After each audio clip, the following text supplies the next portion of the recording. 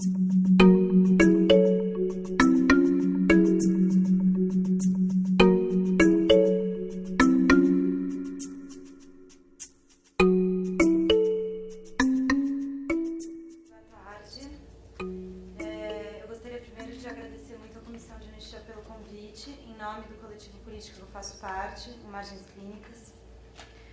a gente é muito importante participar desse encontro e dessa rede latino-americana e poder trazer um pouco da nossa experiência e das nossas reflexões sobre o campo da violência de Estado no período democrático.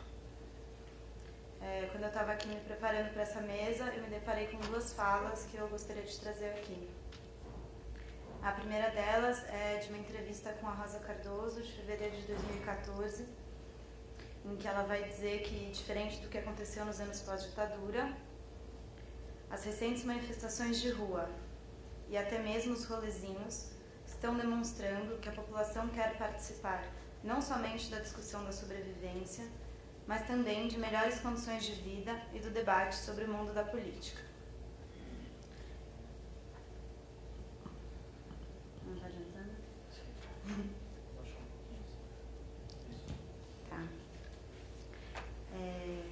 A segunda fala é de um texto da Vera, do Brasil, da 6ª edição da revista Anistia Política e Justiça de Transição, em que ela fala sobre o esquecimento.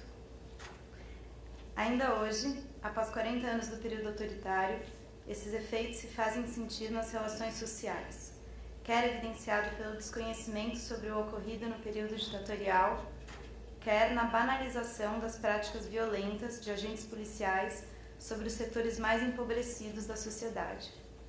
O chamado entulho autoritário se revela nos mecanismos que protegem agentes do Estado de seus crimes, no desconhecimento dos horrores, nas relações ainda profundamente pautadas pelo autoritarismo. Bom, o Margens Clínicas foi criado em setembro de 2012 por um grupo de psicólogos e psicanalistas que se juntaram para atender gratuitamente vítimas e familiares de vítimas de violência de Estado atual, como uma forma de militância, numa intenção já de que isso pudesse se tornar uma política pública, algo oferecido pelo Estado como forma de reparação.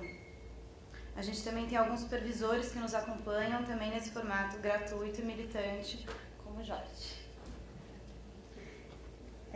Existe, afinal, uma diferença simbólica essencial entre uma ação de reparação a violações de direitos humanos ser oferecida por grupos organizados da sociedade civil ou ser instituída pelo poder público, tanto em termos de valor histórico para a sociedade, quanto em termos de valor subjetivo para o paciente.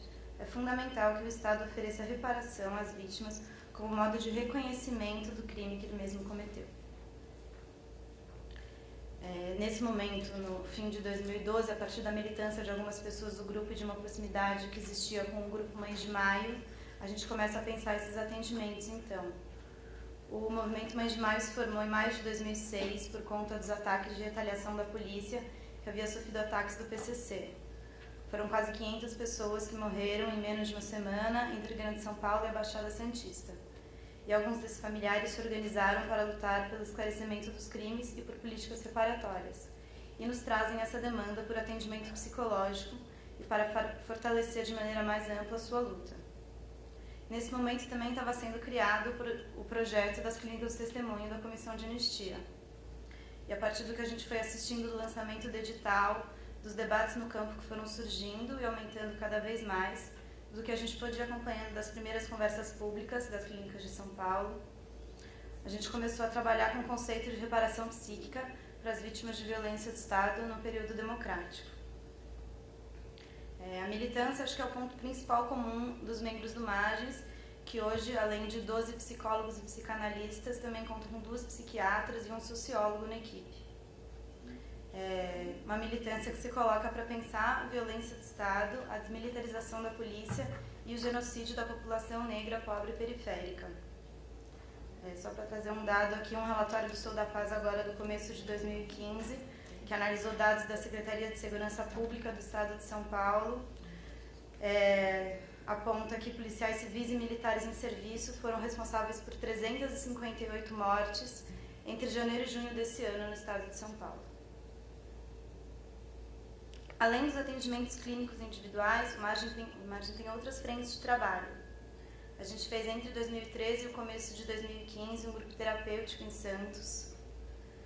Estamos realizando também, desde o meio desse ano, um projeto de cartografias da memória com jovens, a partir de um edital que a gente ganhou do Juventude Viva, da Secretaria Municipal de Direitos Humanos e Cidadania, em 4 territórios da periferia da Zona Sul de São Paulo, o Jardim de São Luís, o Jardim Ângela, o Capão Redondo e o Campo Limpo, dentro de 3 instituições importantes de lá, que são o Projeto Arrastão, o Seja Campo Limpo e os Santos Mártires.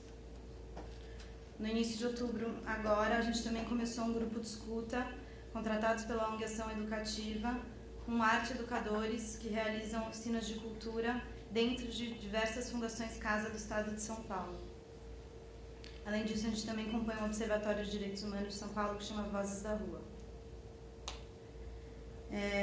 Ao longo desses 3 anos de trabalho, a gente foi criando uma rede de parceiros e a gente recebeu aproximadamente 60 encaminhamentos para os consultórios dos seguintes grupos: Mães de Maio, o Comitê contra o Genocídio Preto e Pobre Periférico, o Movimento Passe Livre, a ONG Teto, o Comitê Juventude e Resistência da Zona Sul, o Serviço de Medida Socioeducativa Centro Social Santos Dias, a Pastoral Carcerária e principalmente o Núcleo Especializado de Cidadania e Direitos Humanos da Defensoria Pública do Estado de São Paulo. Essa é uma parceria que promove muito encaminhamento para a gente e de muitos casos das chacinas muito recentes. Tem sido uma experiência muito legal. Desses 60 encaminhamentos, apenas 33 chegaram de fato aos nossos consultórios e desses apenas 15 iniciaram um processo terapêutico. A gente levanta como principal causa disso o fato dos nossos consultórios se localizarem na parte central da zona oeste da cidade e essas pessoas morarem nas periferias, o que significa pelo menos 1h30 de transporte público para elas irem das casas até os nossos consultórios. Eu fiz um pequeno levantamento aqui com os dados do próprio trabalho do Margens e surgiram alguns pontos interessantes que eu queria trazer.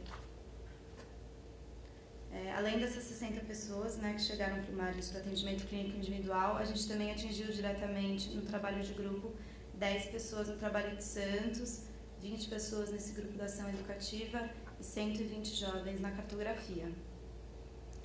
É possível afirmar que todas essas pessoas atendidas pelo Margens Clínicas moram na periferia e que grande parte delas é negra. Interessante também apontar para o fato de que nos consultórios a gente recebe encaminhamentos de pessoas mais velhas, os pais e mães dos meninos assassinados, ou de crianças, os filhos deles. A gente atende muito poucos jovens e, quando atende, normalmente são mulheres, esposas desses meninos assassinados.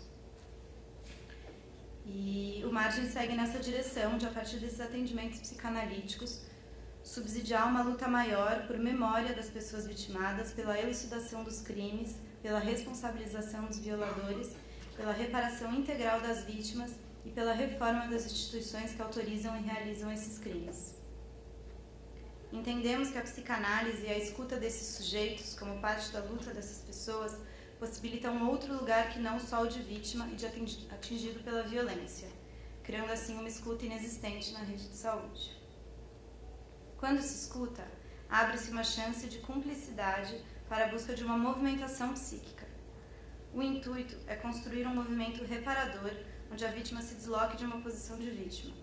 O acontecimento traumático só se transforma em abertura se encontra alguém no caminho para escutá-lo.